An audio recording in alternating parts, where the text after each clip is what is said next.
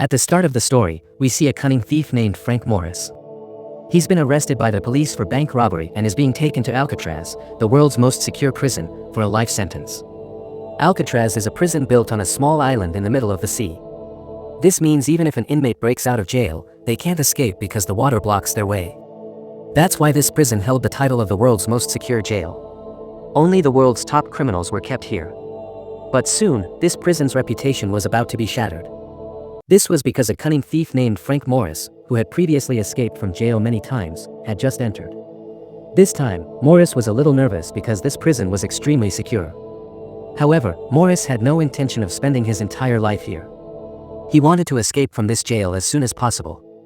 As soon as he entered the prison, Morris started thinking about escaping.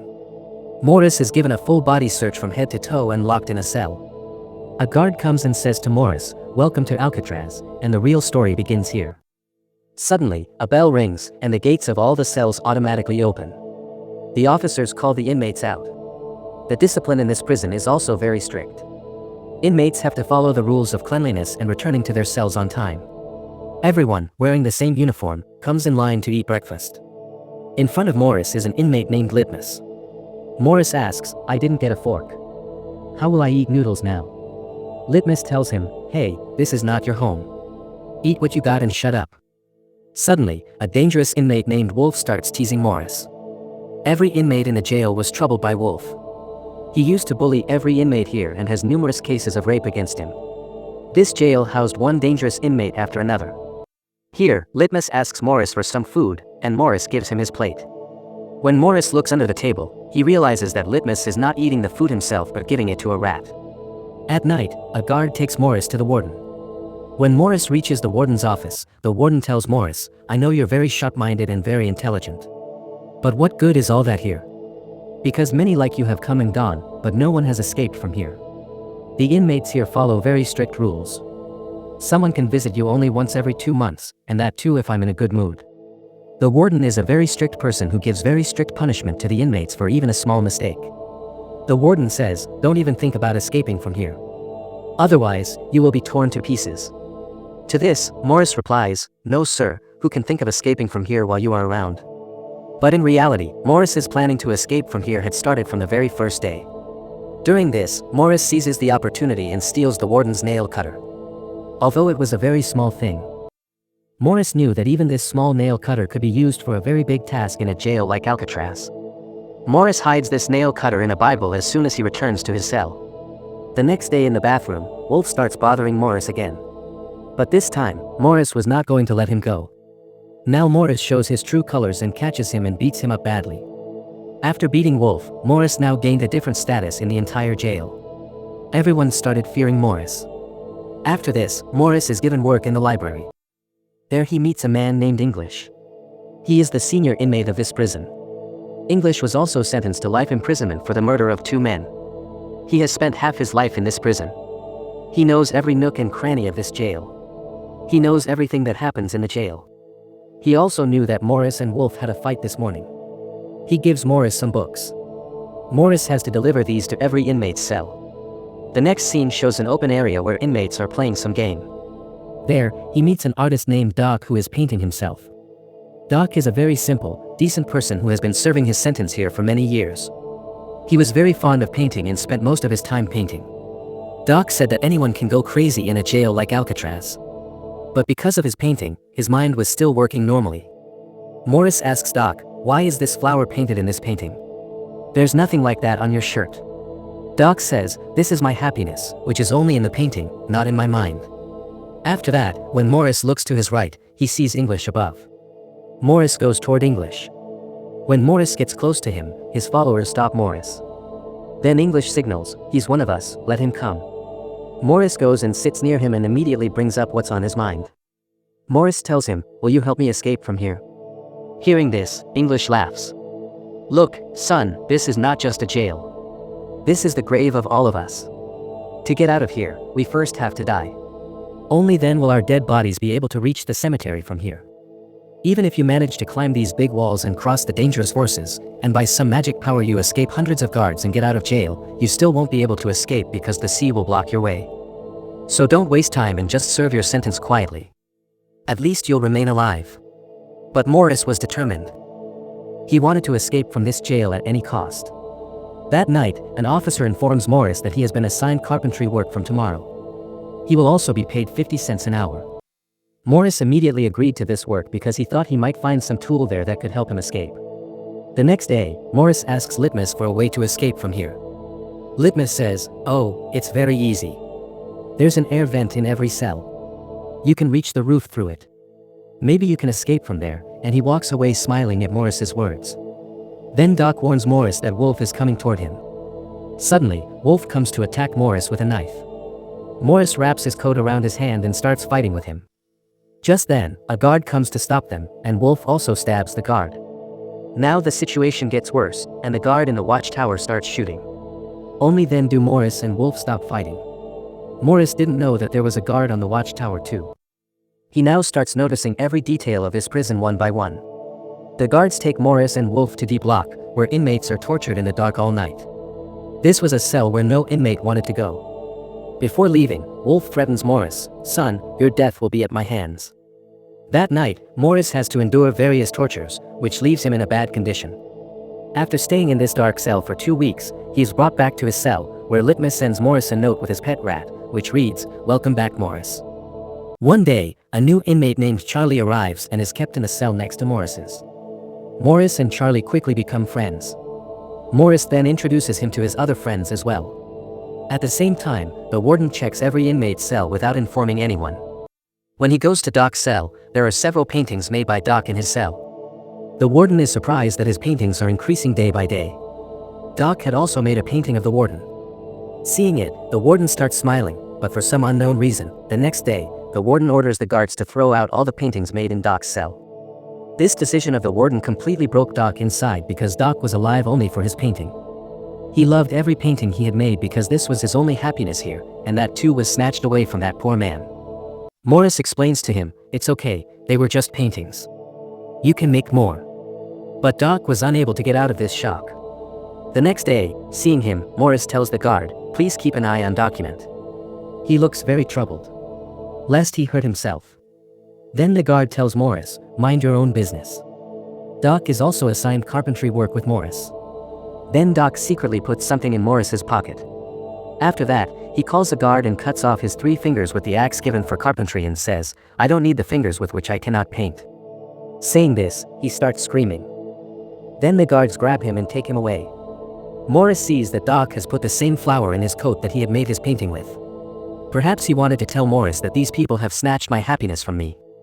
Morris picks up Doc's severed fingers, puts them in a box, and looking at the guard, says, "Go and give this to your warden. He will be very happy to see it." The next day, Morris is sitting in his cell. Then he sees a cockroach going inside the air vent, which gives him a hint that there must be a way to get out from here. Just then, English comes and tells him that Doc cut his fingers because his permission to paint was revoked. That's why he was frustrated and cut his fingers. Hearing this, Morris gets very angry. The next day in the dining hall, the warden asks Morris, "Why are you supporting this Doc so much?"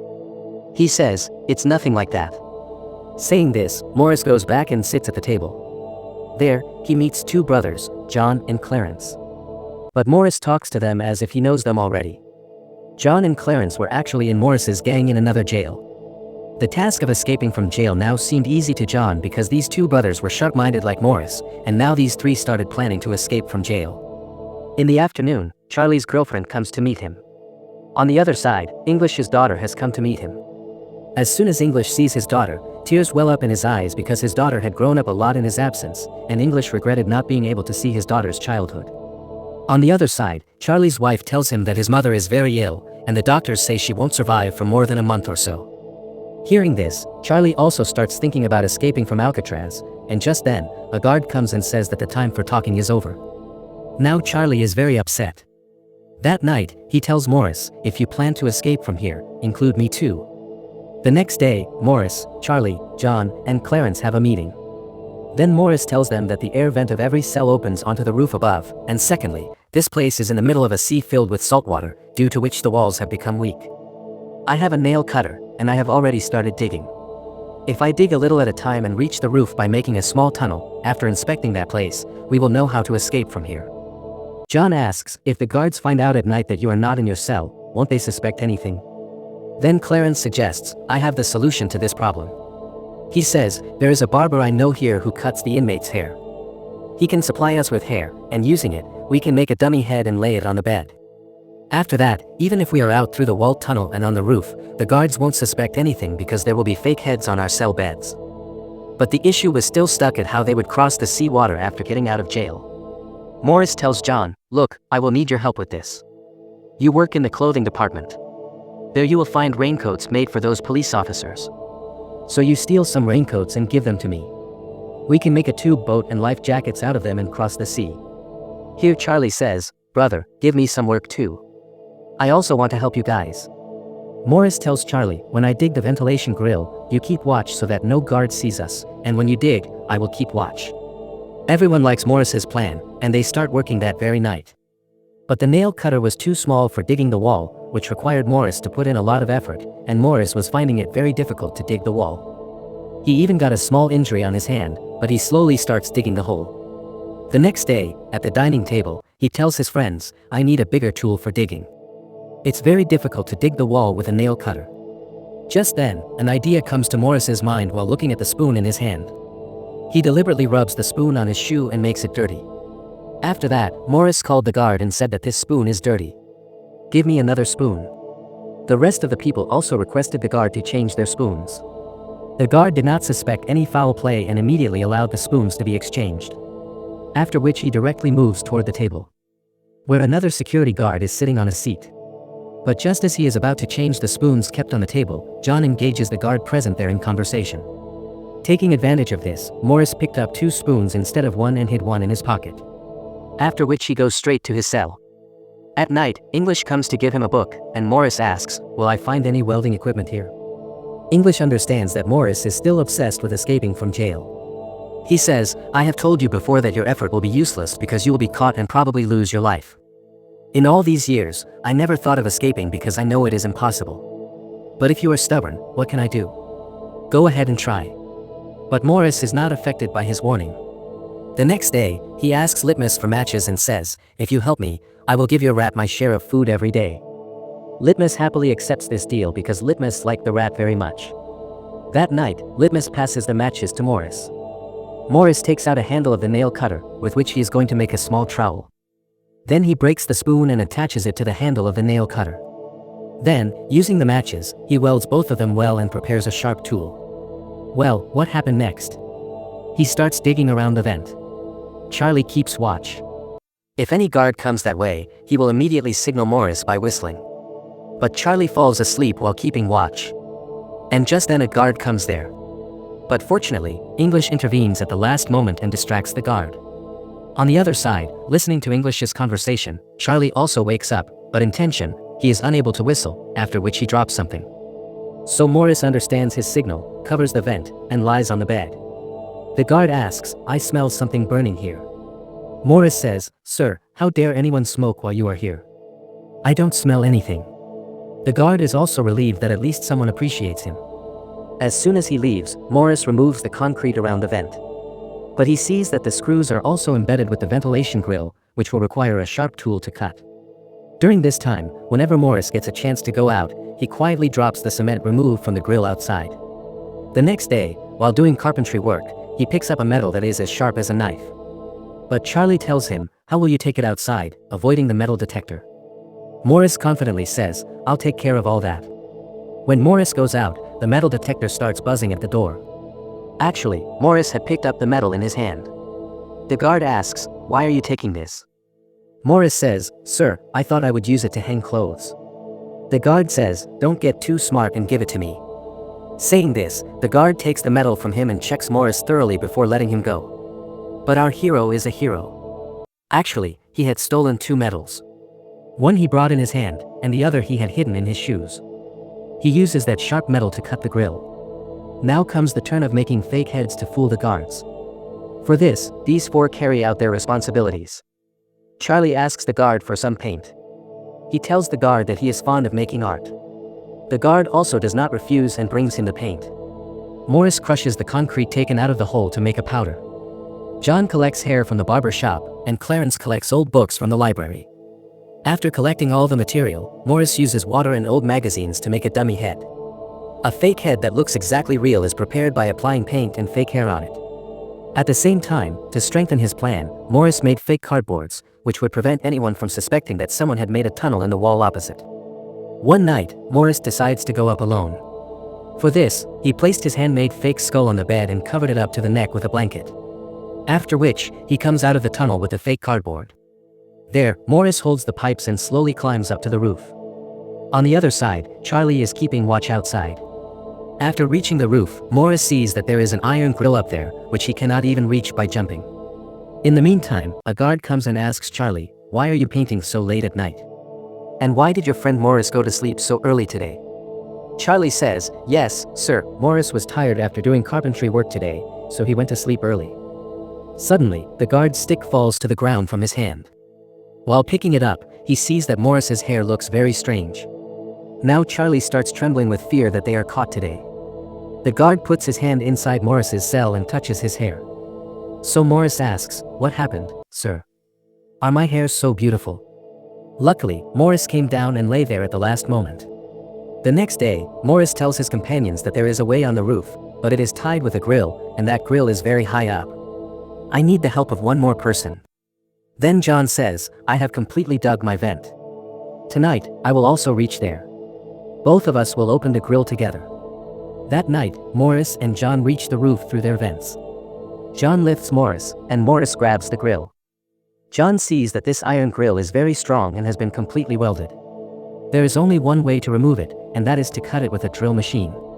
The next day, in the music class, everyone is playing the instrument of their choice. Suddenly, Morris's eyes fall on a small fan kept there. Seeing it, Morris thinks that he can work on it and make a drill machine. For this, he tells Charlie, "You somehow hide this fan from here." Charlie easily hides this small fan in his instrument box. When Charlie comes out, the guards also check his instrument box. But they don't see the fan, and Charlie is allowed to leave. As soon as that fan comes into Morris's hands, Morris starts working on it, and after many hours, Morris prepares a drill machine from that fan. That night, Morris and Charlie climb onto the roof and start cutting that iron rod with the drill machine. The sound of the drill machine was quite loud, and hearing the sound of the drill, the guards start coming up. But by then, Morris cuts one rod of the grill, and the sound of drilling stops. After the sound of the drill stops, the guard ignores it and goes back. Now these four had opened all their ways to escape. After which, they were going to escape from Alcatraz, the world's most secure jail, on Tuesday night, from which no one had ever escaped till today. The next day, they have another meeting, and that too in the movie hall, where everyone is watching a movie. Amidst the sound of the movie, Morris asks John and Clarence, "Is your vent ready? And what happened to those raincoats we were going to make tubes and life jackets from?" They tell him that everything is ready. "Our dummy head is also perfectly ready. It's just a matter of escaping." The next morning during breakfast, Morris placed the flower given by Doc on the table. When the warden saw this flower, the warden came to their table and crushed the flower kept there. Seeing this, Litmus gets very angry because this flower was Doc's favorite, and Doc was dead. Litmus angrily attacks him, saying that first, you killed Doc, and on the other hand, you are not even sparing a small souvenir given by him. But as soon as he attacks the warden, he suddenly has a heart attack and falls down. Morris gets very angry at the warden, and the four decide to escape that very night. Morris is waiting for midnight so that the guards' vigilance weakens a bit, and they can easily escape. Just then, English gives him some books in Morris's cell. So Morris says, "I want to shake hands with you one last time." English understands that Morris has made a firm plan to escape from here. He quietly leaves from here. But then what happens is something Morris had not thought of at all. The warden suddenly comes to check his cell. As if someone had told the warden about his plan. Morris gets very nervous because after months of hard work, his effort was about to be wasted. The warden ordered the guard to check every corner of Morris's cell. The guard checks every single thing in Morris's cell. But Morris was no ordinary inmate that he had made some small plan.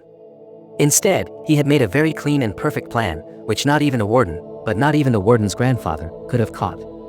Even when the guard specifically moved the suitcase from where Morris had made the tunnel to escape, Morris was not caught there either because he had already made a fake cardboard and fitted it into the wall with perfect precision.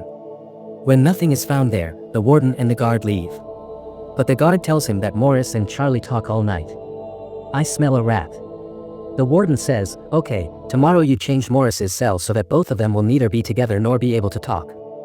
The next day at breakfast time, Wolf threatens Morris again and tells Morris that tonight will be your last night. Morris tells his companions, "This fool is right. Tonight will be my last night here." But in the afternoon, Wolf comes to stab Morris. Just then, English intervenes and catches Wolf. Actually, English also wants to help Morris. Whether he succeeds or not, English wants to help Morris in his work. That night, Morris, John, Clarence, and Charlie decided to meet on the roof after coming out through their respective vents. Here, Charlie agrees to escape with his companions. But then, as soon as he reaches the cell, he starts feeling nervous. Sitting alone in the cell, he decides not to participate in the plan, and his remaining 3 companions come out through their respective vents and reach the roof above. The 3 of them wait for Charlie for a long time. But after a long time passes, when they feel that Charlie will not come, they decide to leave Charlie behind and escape. The 3 of them start moving forward according to their plan. But on the other side, the dream of freedom was moving away from Charlie's eyes. The 3 of them slowly started running, hiding from the searchlights. In this way, they reach the end of the building, hiding. Just then, enthusiasm arises in Charlie's heart sitting in the cell, and he also decides to escape. He comes out through his vent and reaches the roof above. But now it was too late because he alone was unable to reach that door above. That is, he lost his chance for freedom due to fear. On the other side, the 3 of them climbed down to the ground by hanging from the pipes on the roof and reached the last wall of the prison, avoiding the eyes of the security guard sitting in the tower. And then, the 3 of them climb the fence wall one by one and get out of jail. Now the 3 of them run quickly to the seashore. Then the 3 of them take out the raincoats and start filling them with air through their mouths. It was taking them a lot of time to fill them with their mouths. But apart from this, they had no other way. That's why the 3 of them put all their might into it and somehow finally inflate the tube boat made of raincoats and put the boat in the water. In this way, these 3 escape, shattering the reputation of Alcatraz. The next morning, a guard is checking every cell. In the beginning, everything looks normal to the guard. But when they reach Charlie, Charlie is standing in his cell like a ghost and is blaming himself in his heart, saying, "If only I had gathered a little courage last night, maybe I would have escaped with the others." The guard asks, "Why is your friend sleeping for so long?" Saying this, he goes into Morris's cell and calls out to him. But there is no response from Morris, so the guard gets angry and opens the cell and tries to lift him by his hair. But when the guard pulls him up hard, the head falls off. Seeing this, the ground slips from under the guard's feet because Morris is now enjoying the outside world, not in the cell. He had left his dummy head on the bed. After which, sirens start ringing throughout Alcatraz. The news spreads throughout the jail that some inmates have escaped from jail. After which, the warden starts searching for the 3 of them in every corner of the jail. When the 3 of them are not found inside the jail, the warden launches a search operation in the sea. The warden does not believe that the 3 of them escaped. He thinks that they must have drowned in the water. But deep down, the warden knew that the 3 of them were very strong. The 3 of them must have crossed the sea water and are now breathing the air of freedom. Officers from the headquarters are questioning the warden one after the other. "Were you sleeping when the 3 of them escaped?" The warden is very tense. But just then, the warden finds Doc's same favorite flower there. This meant that Morris also wanted to take revenge on the warden for document. Then the head of the search team comes and says, "Sir, the search has been done everywhere. But their bodies were not found." Now the warden, to save his job and his own image, tells him, "Write the report as I tell you. Write that the 3 of them tried to escape, but they drowned and died in the water." But no one believed the warden's words. After which, Morris became famous all over the world as a genius for breaking Alcatraz jail. 1 year after this incident, Alcatraz jail was closed because there was no longer any guarantee that no one could escape from here. In this way, this film, based on a true story, ends.